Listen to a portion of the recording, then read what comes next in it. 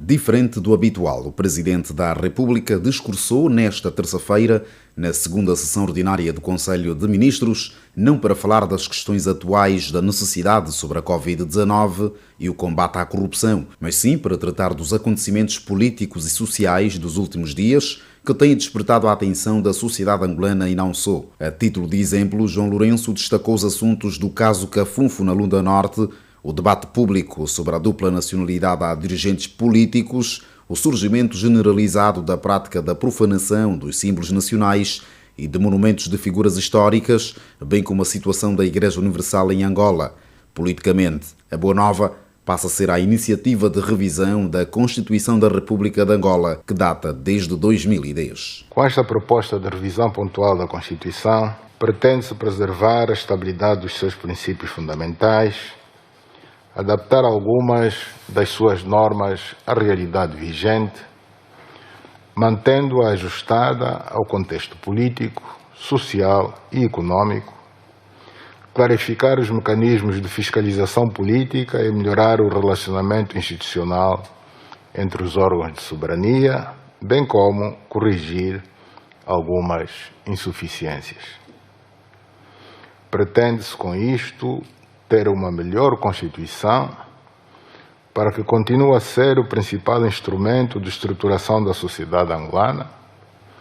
capaz de congregar os angolanos em torno do nosso projeto comum de sociedade, a construção de uma sociedade de paz, justiça e progresso social. Passado cerca de um mês, desde que aconteceu a suposta rebelião armada na Lunda Norte, enquanto aguarda-se pela conclusão do inquérito em curso, o Presidente da República aproveitou a ocasião para condenar aquela ação e desencorajar a prática de todos aqueles atos que atentam contra a segurança e a soberania nacional, contra a Constituição e a lei, como a tentativa de divisão e desmembramento do território nacional. Condenamos energicamente esta ação e desencorajamos a prática de todos aqueles atos que atentam contra a segurança e a soberania nacional, contra a Constituição e a lei, como a tentativa de divisão e desmembramento do território nacional. Deixemos que os competentes órgãos do Estado, os serviços de investigação criminal, a Procuradoria-Geral da República e os tribunais apurem toda a verdade dos factos, a responsabilidade de cada um dos participantes e atuem nos termos da lei. Tolerar o racismo e a xenofobia seria negar a própria história. Foi assim que João Lourenço julgou infundados e irrealistas os receios de alguns analistas da política nacional que apontam para o surgimento de uma campanha de incitação ao racismo e à xenofobia. Não é realista e credível falar-se de algum plano de incitamento ao racismo e à xenofobia. Ao longo de séculos, toda a luta pela nossa emancipação, pela nossa independência nacional, foi, ao mesmo tempo, contra a segregação racial, contra o racismo. Tolerar o racismo e a xenofobia seria negar nossa própria história. O Estado está atento, não vê sinais preocupantes, mas se eventualmente surgirem, com certeza que serão combatidos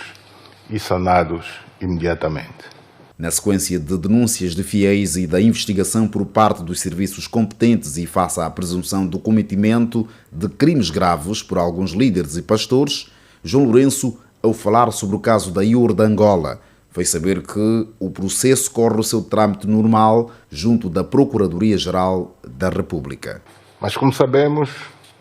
na tentativa da busca da verdade dos factos, para não cometer injustiça, a justiça às vezes é lenta e com isso ficam milhares de fiéis sem poderem exercer o direito de culto que a Constituição e a lei lhes confere. Ao Estado compete encontrar uma saída,